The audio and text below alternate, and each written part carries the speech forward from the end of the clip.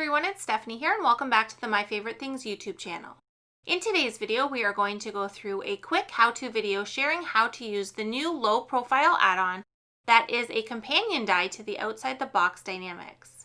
The Outside the Box Die-namics creates a very cool dimensional box card, and you can see here I have the original die set kind of all cut apart in my stamp pocket.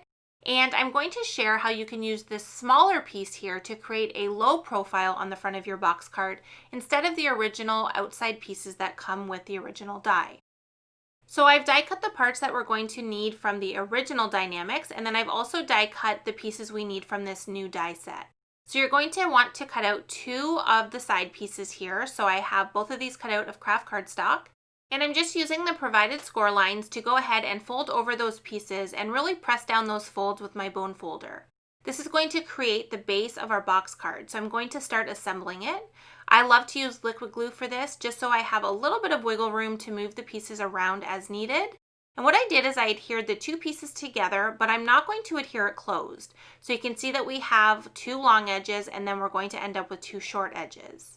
If you've watched any of the box video cards, you know that I really like to add the shelves before I close the box. So I'm going to share how to do that right now. I'm going to first adhere my very first shelf, and I'm going to kind of butt it right along the edge of that score line that meets the back of the box card. I'm then going to continue on, and I'm going to add each of the shelves side by side until I have all four adhered.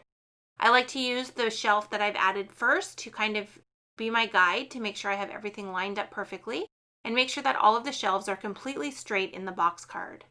Once I have all four of those adhered, I'm going to add liquid glue to the other end of each of those shelves and fold over the side panel for the box. And what that does is it grabs onto the other side of all four of those shelves and completely lines everything up straight and spaces all of our shelves apart perfectly. It is so quick and easy to add the shelves this way, so I definitely recommend it when creating these box cards. Now once we have the shelves in and the base of the card finished, we can go ahead and assemble this just like we do for the original Outside the Box. We're going to add the backer piece against the back part of the box, and I like to just press down really firmly to make sure it's adhered.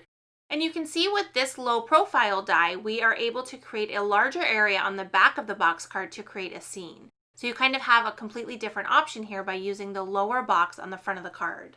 To finish this one off, I'll use the included layering pieces that have faux stitching detail on them, and I'll adhere them to the outside of the box. These, of course, can be pattern paper, different colors of cardstock, a sentiment, whatever you want to dress up your card. And now you can see we have our completed box card, and we have that really cool low profile versus the larger one, which you can see here on the original Outside the Box die. So it just depends on the look you're going for. You can quickly and easily create a box card with either of these and just combine them together to create some really fun looks. I hope this video gave you some ideas on ways that you can use the new Outside the Box low profile add-on Die-namics. As always, I appreciate you being here, and I hope to see you again soon. Thanks for watching.